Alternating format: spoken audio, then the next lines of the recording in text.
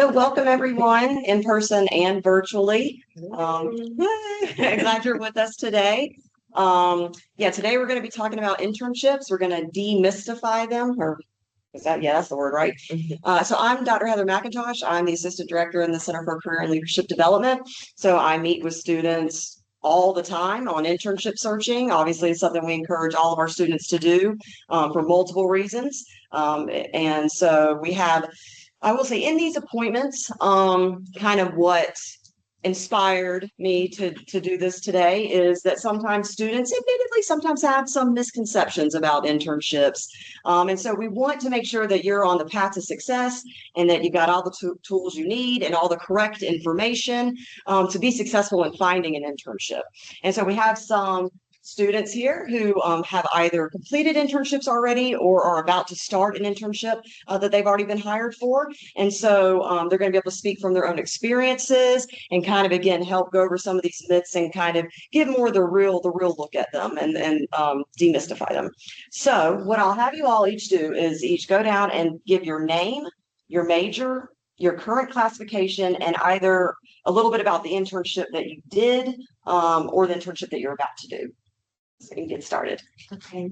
Hey everybody, my name is Tori Howard. I'm a junior, not junior, I'm a senior. I'm about to graduate in the spring. My major is criminal justice, and I did my internship. I did two actually, one my freshman year and one the summer before my senior year. I did it with the Middle Judicial Circuit. It's my DA's office in my hometown, and I enjoyed it. Good. My name is Jasmine Sewell. I am a sophomore at Middle Georgia. My major is aviation management. My internship is with CBS. It's a retail management internship, and it's actually this summer. So I haven't done it yet, but I'm supposed to get into the behind the scenes of what it takes, to run the store. It's good. Hi everyone. My name is Hannah Kovar. I'm also a senior. I'll be graduating in December of this year. My major is psychology, and the internship that I did it back in my hometown at the Monroe County Sheriff's Department. They had a facility called the Care Cottage, where I worked with students and children who were mentally, physically abused. So that was my internship, and I also enjoyed this one. Good. Yeah, awesome. So thank you for giving us a little bit of background. So we're going to jump into different myths and kind of get their perspective and get some more information from their experience about these myths. So speaking from a career advisor standpoint, one of the most common ones that I'll jump to first is that there's an abundance of remote internships. That I'll meet with students and they'll say, I'm looking for an internship, but it needs to be remote. I need to have it remote. And they believe that there's tons of remote internship opportunities. Well, let me ask you all, did you see many fully remote internship opportunities for the area that you were trying to get an internship in? And if not, why do you think that is? And we'll just kind of go straight down. I did not see any remote internship options. I think with the law path, you have to, well, especially if you're a litigator, you need to go to court, you need to be talking to people. You just don't do that in the law for the most part. And I think it's important to have in-person internships if you can, so you can build those connections and get those one-on-one interactions. And I think it's easier to make connections that way. I would agree. Yeah, building off what Tori said, well, I haven't done my internship yet, but I still feel like there's the whole point of the internship is you're building experience, you're building those soft skills.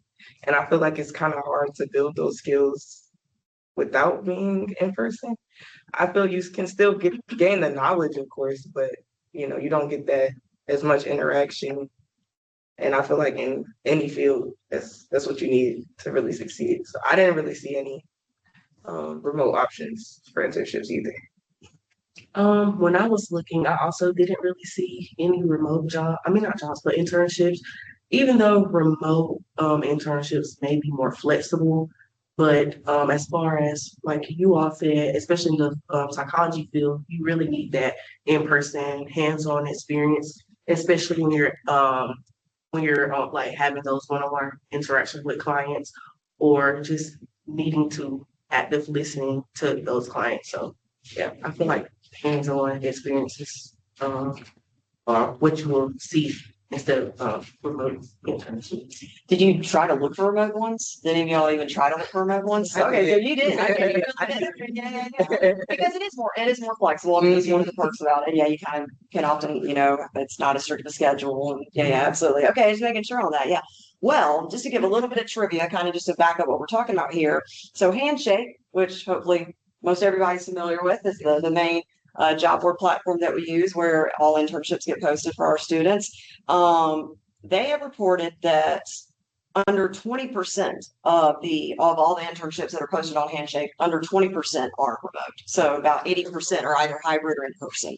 So again, typically remote ones are going to be more common in certain industries. You might see a little bit more options for them in tech, marketing, and communication, maybe some analytics. Those would be areas where you might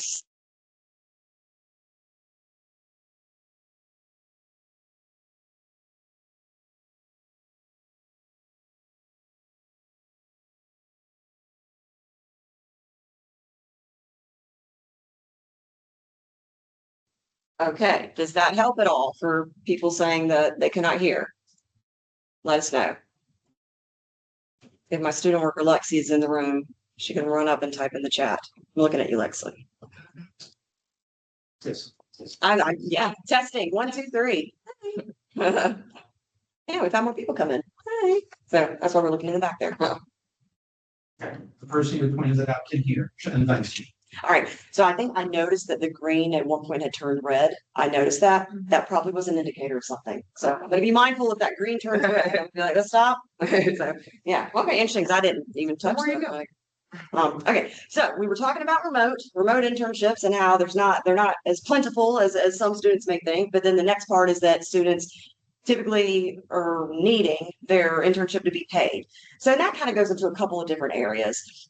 Students thinking that in order for it to be valuable, it needs to be paid. It won't be as meaningful of an experience if not. And also just the myth that most internships are paid and that it would be super easy to find a paid internship.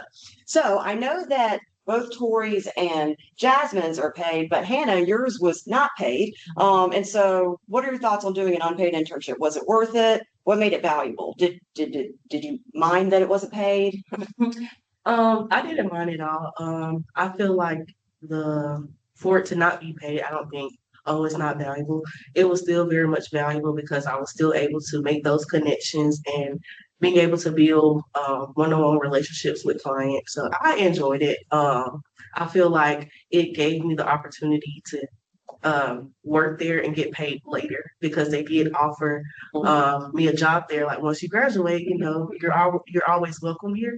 So yeah, I enjoyed it. It didn't bother me. So. Let me ask you, Tori, would you have been open to an unpaid one? I would be. I just wanted to say right after Hannah, whenever she said that they were open to giving her a job, I had the same experience both times. They were like, well, once you graduate law school, just know we're always here for you. And that was very encouraging. But my internship was paid, but it was not paid much. I got paid $750, but I was grateful for anything that I could get. And I still think it would be valuable. That's still stuff that you can put on your resume, experience you've gained. Yeah, no, absolutely. Would you have been open to an unpaid one? Oh, absolutely. I applied to paid and unpaid. As long any internship where I feel like I have something to learn and take away, yeah, I might not be paid, monetarily, but I'll still paid in the knowledge and experience. In other ways. And you're absolutely right. I mean, that's one of the things that one of the many reasons internships are helpful for students, and many of them can lead to job offers afterwards, even the unpaid ones. So according to the National Association, it's green. It didn't turn red. No. I have a question. Yes.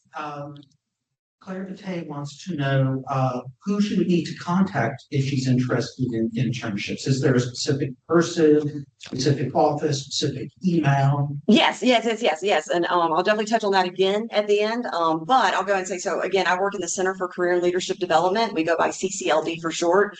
One of the things that I often say when I do class presentations is like, are you familiar with that office? And some raise their hand, and then I'll say like, are you familiar with getting emails from a platform called Handshake? And I get a lot more people that raise their hand, and I'm like, that's also our office. But we're called the Center for Career and Leadership Development. We have physical office locations in Macon, Cochran, and Eastman. We have drop-in hours, especially on the Macon campus specifically, we have drop-in hours, but we also have a liaison model set up. So depending on what your major is, you can make an appointment through Handshake, mga.joinhandshake.com. You can make an appointment to actually meet with your specific career liaison to go over internship search. That's one of our appointment options. And you can do that in person, but you can also do those appointments virtually on Teams as well. Thank you. Of course. Yeah, absolutely. All right. So just a little trivia though about the paid internships versus unpaid. So according to the National Association of Colleges and Employers, how many internships do you all think are paid? A percentage wise of internships are paid? 40. That's my answer. 45. Not 30. Flip it. So 60 are paid, 40% are unpaid. Oh, Yeah. So, but still though, I mean, like that's 40% of them are unpaid. That's about like, I mean, like only a little over half of them are paid. And the one thing I'll add to is oftentimes unpaid ones, often they can be from like nonprofits. What I will add, and it kind of goes right to the next thing, is that typically unpaid ones are also more open to underclassmen. They typically, the eligibility requirements usually aren't as strict when it's unpaid, because I think they know that they know students prefer paid. And so typically they're more flexible with eligibility requirements to apply, which kind of goes right into the next one, which is I need to wait until I'm a junior to look for internships, or I need to wait until I'm junior to even be qualified for internships. And again, a lot of them, we'll go into that in a minute. There are reasons why a lot of organizations do prefer you to be maybe in your third year already. However, there's also many opportunities for those that are still in their first and second years. So Tori, you talked about you did your internship in your freshman year, your first year. So looking back, what advice would you give to first year or second year students who think that they need to wait to look for an internship, and kind of just go over your experience in general? You absolutely do not need to wait. I really wanted an internship my first year because I wanted to know for sure if the law was something that I seriously wanted to pursue. That experience, like I said, even though it was paid and I wasn't getting much, I don't know, it confirmed that for me. Like, this is something that I can see myself doing in the future long term. And you secured your internship, and you're still in your second year, right? You're still in your sophomore year. yes, ma'am. Yeah, so I started applying, at the start of my sophomore year, which is this year. And there were a lot of internships that did require you be a junior or a senior, but they're out there. Right. They are out there, and you just have to really look. I just wanted something. I had made the decision that I wasn't gonna pursue flight, and so I just wanted something that I felt could still help support me in my aviation management, corporate America kind of area that I'm going into now.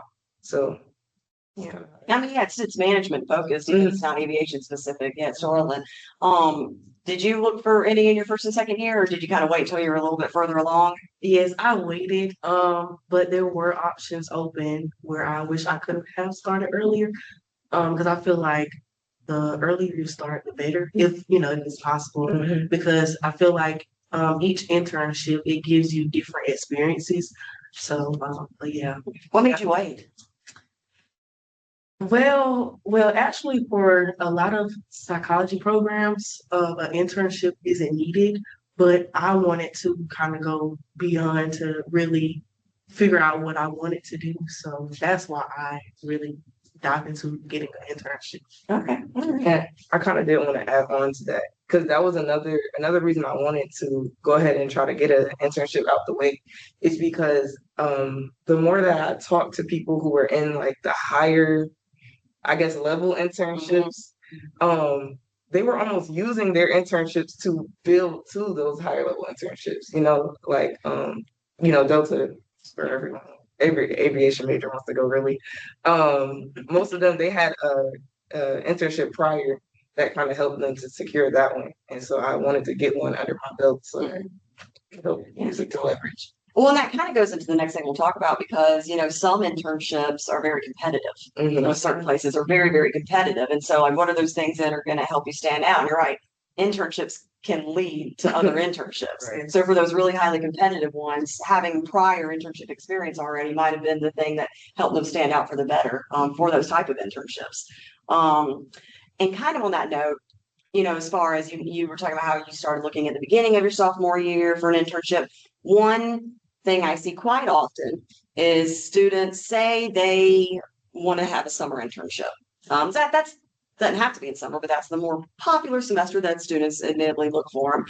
What I see quite often is that they will make an appointment with me or another career advisor in the office in like late April, early May to be like, I want a summer internship.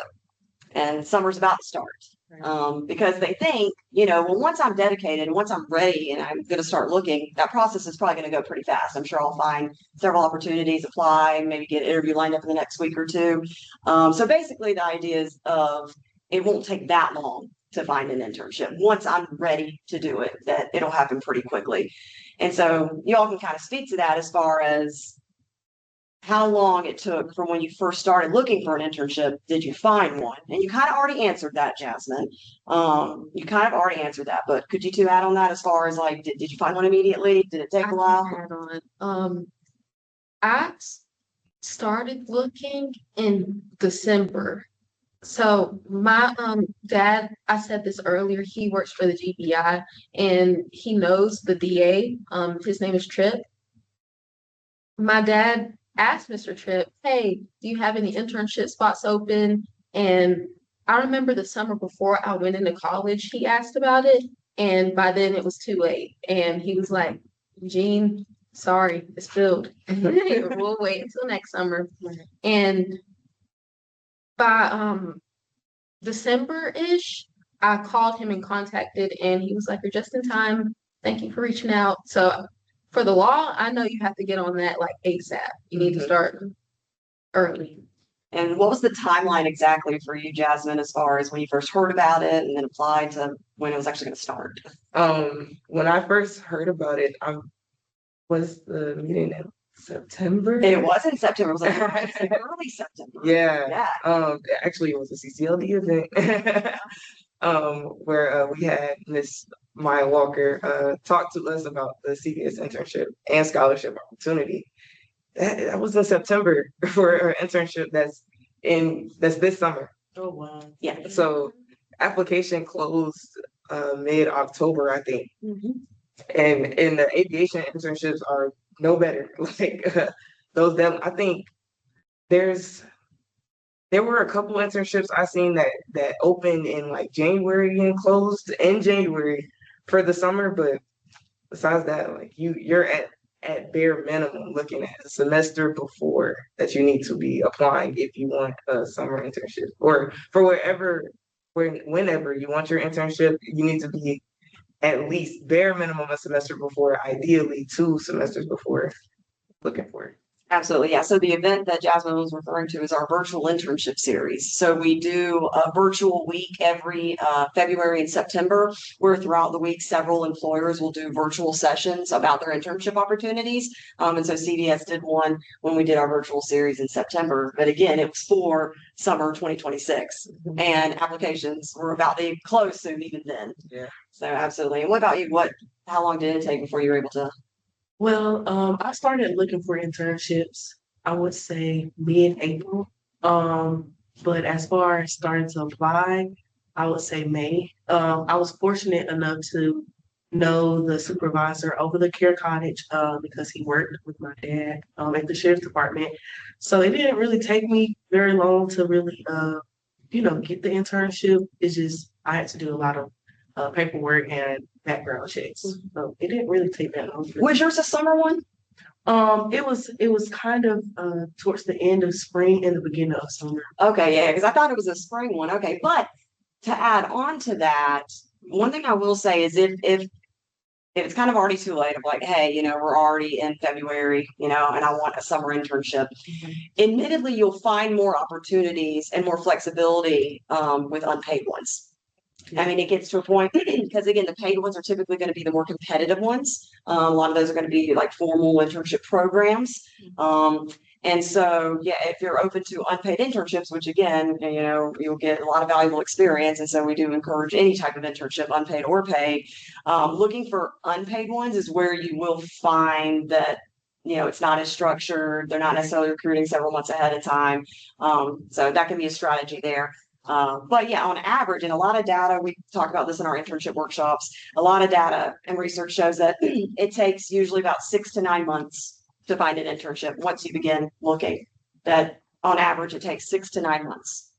Yeah. But again, if you're flexible and willing to look for maybe unpaid ones, then yeah, you might be able to find one a little sooner than that. But yeah, start looking 6 to 9 months ahead of time. Yeah, I think y'all kind of are a testament to that. So as far as doing them in summer, you started yours in the spring. Okay, and then you both did yours in summer. Would you all have been open to doing them outside of summer? Like, could you only do them in summer? Would you have been open to doing fall or spring? I would have taken it during the fall or spring. For our degree, the criminal justice program, you have to have an internship to graduate, or either you can do like a research project, but most people do the internship. And people tend to do them in the fall, I think. Like I have a boss who graduated with the criminal justice degree, and he did his with the police department in the fall, and it was pretty flexible from what he said. Okay. And I know you said you started yours in spring, so can you kind of speak to what that looks like as far as being able to balance that with your school and everything? Well, it took a lot of time management for me because not only was I taking 2 courses at the time, I was also working an overnight job, 7 p.m. not 7 p.m., but 10 p.m. to 7 a.m. Then going to the internship around 11 a.m. So it was hard, but I was able to get through it. So like I said, it takes a lot of time management. Yeah, it does. It does. Well, one of the reasons I'm bringing up summer is because there are more opportunities in summer. That is true, but there are opportunities in fall and spring as well, and maybe more than some students realize. So, from the National Association of Colleges and Employers, what percentage would you say you think are summer internships compared to like fall and spring? What percentage are summer? 60. Yeah, I was saying about 60. It's 60 to 70. Yeah. Okay. So you could say 65. So 60, so about 65% of internships, about, on average, are in summer. But that means 35% are also fall and spring. So if you're trying to find one for fall, I mean, there'll still be a lot of opportunities, and spring will have a lot of opportunities as well. One thing that, is helpful, when it comes to looking for internships that I think some students sometimes assume is that you need to have it in somewhere, that you need to have a connection, you need to kind of know somebody already or get good recommendations. So how did you, have each of y'all talk about how did you find your internship? Did networking help you find it? Did having connections help you find it? What did networking look like? Or did you even do it at all? You can start off, Tori. I mentioned it earlier. My dad, he previously worked with the DA's office, so I did have that connection, and it was helpful, I will say. But they tend to have a lot of people who walk in and are just like, "Hey, I want the experience. Can you hire me?" And they hired them. I had a girl my first year. She just walked in and asked them for a job, and she got it. So it's just reaching out and asking, for the most part, if you don't have that prior connection. And I know we talked about how you attended that session, but like, did you do any other kind of networking? Like, did you know anybody already? Yeah. I had no pool, no end. It was just knowing, CCLD is having an internship series. Oh, let me attend this meeting. Now attending the meeting definitely was, I don't know if you want to count that as networking because, we got to ask our questions. We got to really, talk to Ms. Walker. She's the recruiter. So she's the same one who, I guess turnarounds and picks through the applicants after the interview process. She didn't do my interview. My interview was, it was online on Hire. I can't remember what the platform is called, but it's where you Yeah, the higher, yeah, I know, yeah, she's Yeah. talking about that in her session. Mhm. And so she didn't necessarily do the interview, but I'm sure she had a hand in picking, through the applicants. And because I went to that meeting, I kind of got a little talk to her, she get to see my face and know my name before she seen my interview come through. Maybe if that counts. There's no I think it does. I mean, so yeah, I mean, going like being able to actually talk to a recruiter, like have the opportunity to talk to somebody who is part of the hiring process, like that's a way of making connections ahead of time. That'll help you stand out. They'll remember you. They'll remember your name when your application comes through. So yeah, that's why we definitely encourage, any time where you're going to be able to actually talk to a recruiter, whether it be through our virtual series or our career fairs, which I'll touch on again at the end. We, do different kinds of career fairs. We have our all industry career fair coming up in a couple weeks. And we do provide transportation from Cochrane to there. And employers have, they have internship opportunities as well as part-time and full-time job opportunities too. But yeah, that's a way of networking. That's a way of making those connections, of being able to go and have a conversation with the recruiters. And it'll definitely help you in the long. What about you? Did you have a connection, or how did you wind up with yours? Well, I was fortunate enough, kind of like how Tori said. I knew the supervisor because he worked at my high school. He was like a correctional officer, and he knew my dad. So he was like, "Is your daughter willing, to come intern with us?" So that's how I found out the opportunity to do that. But I feel like interning there, it kind of opened up new doors for me. So like every Wednesday we would have like court sessions, and the lady who was over the DA office and things like that, she actually was like, "Oh, she's good. We want her." So they actually want me to come back and intern with them this summer. So Awesome. so I feel like having those connections and networking and really just putting yourself out there will open new doors for you. And one thing I'll add to that too, and it's something that I've stressed when I've done internship workshops in the past, is like really use your network, and that network can maybe be broader than you're thinking about it. Like talk with a career advisor, but like letting classmates know you're looking for them, letting your academic advisor know you're looking for them, because you never know who people know. And I know a lot of internships where students were like, yeah, I mentioned it to so-and-so, and their, relative works at this company that has those type of opportunities. And so they were able to connect me with them, and I was able to talk. And, so just kind of really talking to your network about it as well, because you just never know, what opportunities people might know about that you don't know about. Yes. I have a question online. There's actually two questions. One is about specific types of internships in the field. I'll save that for the end. But about summer internships, do you have to be registered for classes in order to do a summer internship? So, and that was actually a myth. We'll go and touch on that one. So internships do not have to be for academic credit at all. And in fact, I don't have that stat. I wish I pulled it now. I would say a larger percentage of internships that students do in college aren't for academic credit. Again, I don't have that stat, but I would safely say that I think more of them are not for credit than are. So if you want to get academic credit, which again, you don't have to do, at all, because you would have to pay for it like a class. So if you were going to get academic credit, you'd actually have to pay for those credit hours. And again, there is a process that looks a little different school to school. But that's only if you need the credit hours and are trying to get academic credit, but you don't have to at all. Now we do have a program in our office called Nights at Work, where if you get an internship, Hannah's not for it, if you get an internship that's not for academic credit, you can do some stuff with our office, create learning objectives and do some evaluations, and you'll be able to still get it noted on your transcript, but it'd be for 0 credit hours. So again, you wouldn't be paying for credit hours like you would if it was for credit. And you also would get an honor report for graduation. So yeah, you don't need to get it for academic credit. That's another myth. Did any of y'all do it for academic credit? Mine is, well, I haven't done it yet, but it's not for academic credit. The first time I did it, it wasn't for academic credit, but the last time since I needed it for graduation, it was. Right. So yeah, so for the most part, they weren't for academic credit. So the answer is that's not really, unless you really, really want it for academic credit, then you have to be registered. Thank you. All right. So now that is the myth though. That was the myth. I'm glad that question was asked, because a lot of students equate it with if I do an internship that automatically it might relate to getting actual credit hours for it, which it doesn't have to at all. Yeah, absolutely. So what page am I on here? Oh, what?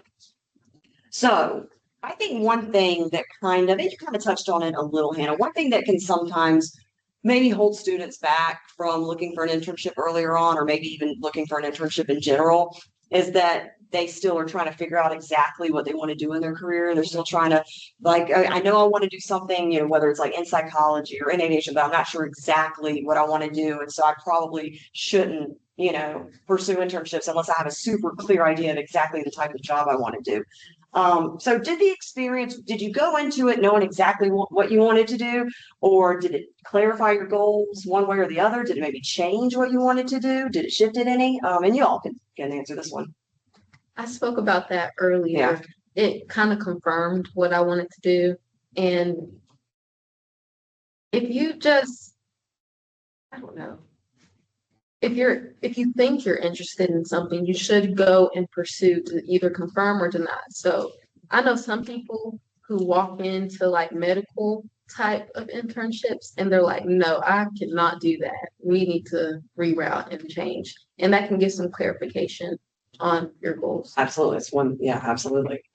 Yeah. Yeah. For me, I kind of touched on it earlier too, but not.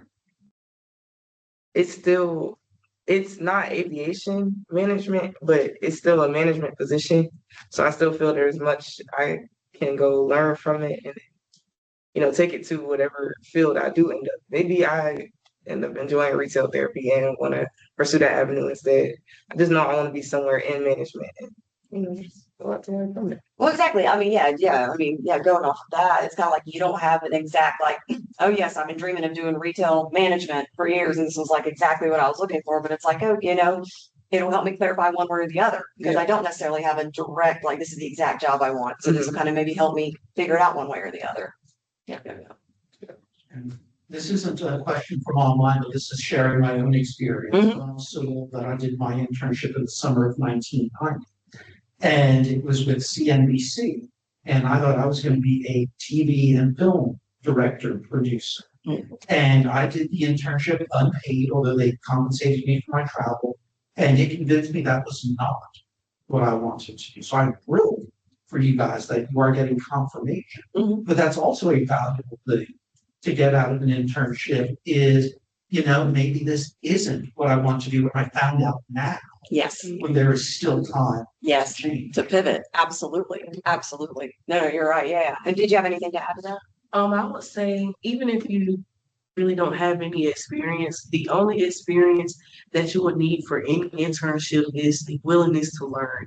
If you have the will to learn and to ask questions, it will confirm or deny if you know that career path is for you.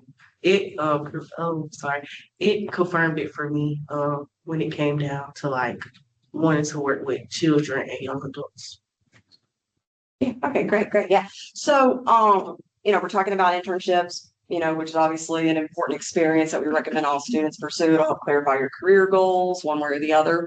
It can lead to job offers. I mean, many benefits for it. So, but experience in general, though, I think some students are also hesitant to apply to internships because they're like, I haven't really done anything. Like, I don't really have much experience on my resume at all. And so they think they kind of already need some experiences in order to apply for internships.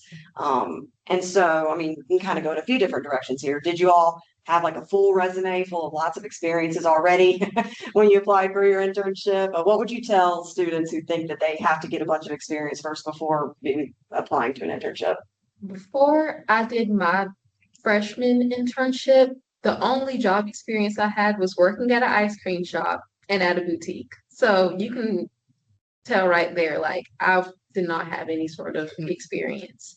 Like Hannah said, I think as long as you have the willingness to learn, that's all you really need. Yes. On my resume, I was at a cookie shop and Taco Bell. I had those two and a lot. I do have a lot of volunteer hours though, and I feel like that's, you know, a good thing to have. That's something you can always go do. There's always opportunities to go do that. So go do that. You know, what employer doesn't want to see that the person who's applying volunteers, you know? I feel like it just makes you look like a better candidate and build some of those skills that you're probably gonna need in your internship, regardless. But yeah, that was about it. I didn't have anything crazy yet. I didn't have the RA job yet. Well, no, I did have the job. It wasn't on my resume yet because I had just started. And I didn't have my student life job either. So Well, for me, I really didn't have much experience, but I did have experiences where I did work with children. So like, I did, like Jazz said, community events, a lot of volunteer. I volunteered at like a lot of shelters and things like that. But as far as psychology, if you're an active listener and you are like an empathetic person, I feel like that's really some good experience that you will need. Even if you work at like crisis hotlines or let's see any outreach program for mental health, that'll get you like a start. So There's a lot of different types of experiences. So the session that we did last month was basically how to get experience. Jasmine participated in that one as well. It's basically how to get experience on campus outside of internships, which obviously is a great way, but how to get just experience in general. And that would be things like volunteering, obviously like just part-time jobs in general, campus involvement, being in student organizations, even things such as like job shadowing. Yeah, I mean, for those who are lower classmen, that could be a good opportunity. Because what I will say is organizations that do prefer you to be a junior or senior, usually it's because those are more likely to maybe lead to job offers. So they want you to be close to graduating. So if you're in your first year and they want to hire you and now they got to wait 3.5 years to hire you.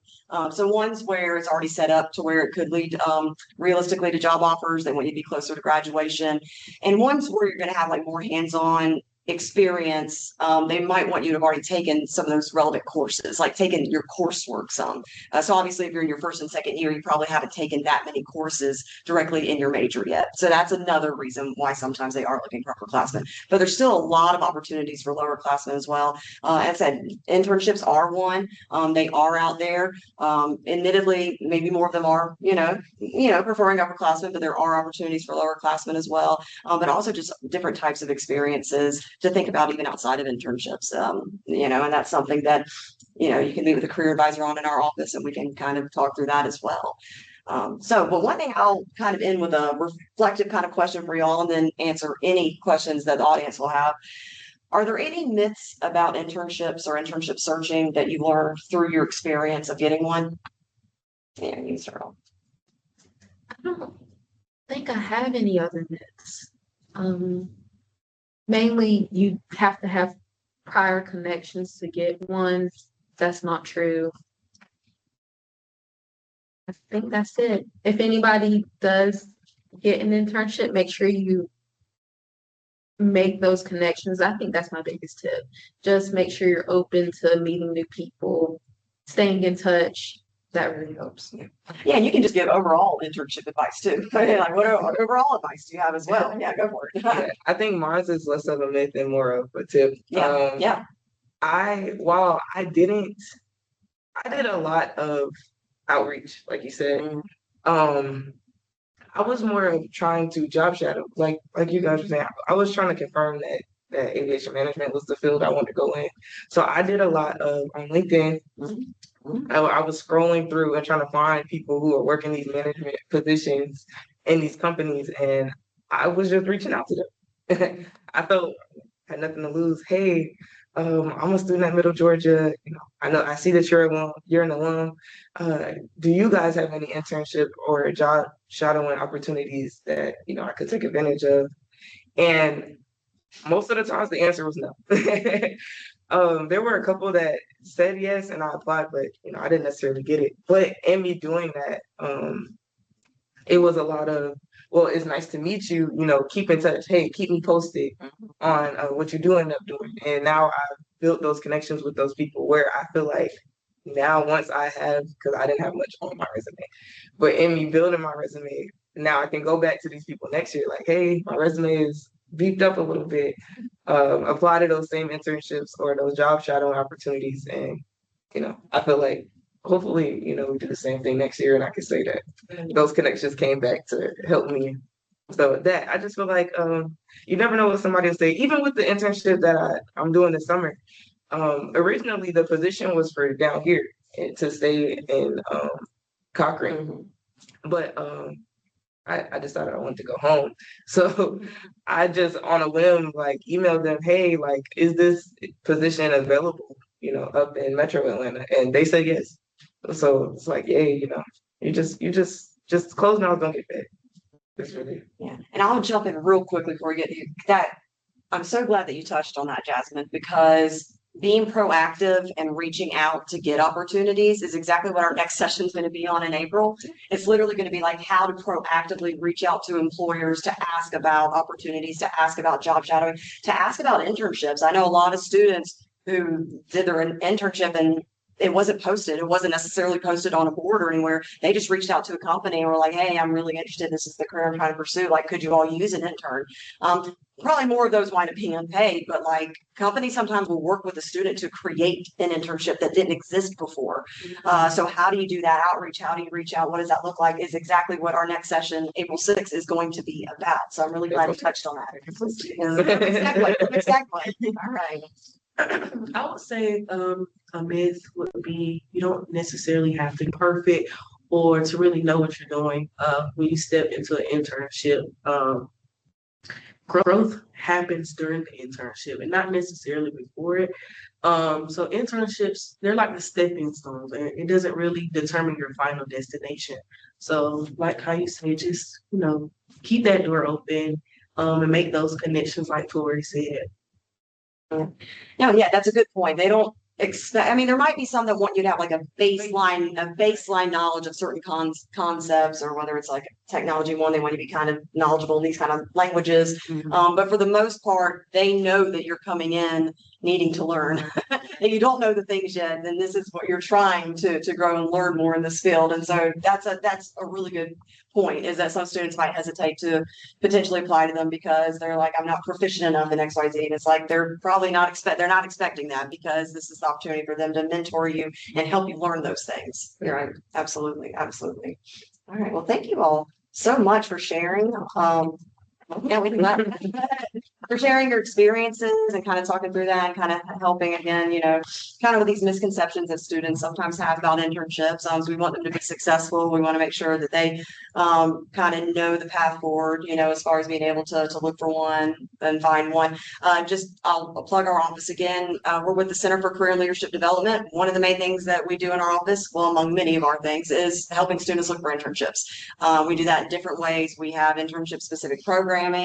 We have career fairs that have a lot of internship opportunities, but also we have career advisors, designated career liaisons that you can meet with to just get that one-on-one individualized help. Our career fair, as I mentioned, is going to be in Macon on March 17th from 11 to 2 in the Hatcher Conference Center. And again, there'll be a lot of internship opportunities there. And we'll also provide transportation from the Cochrane campus.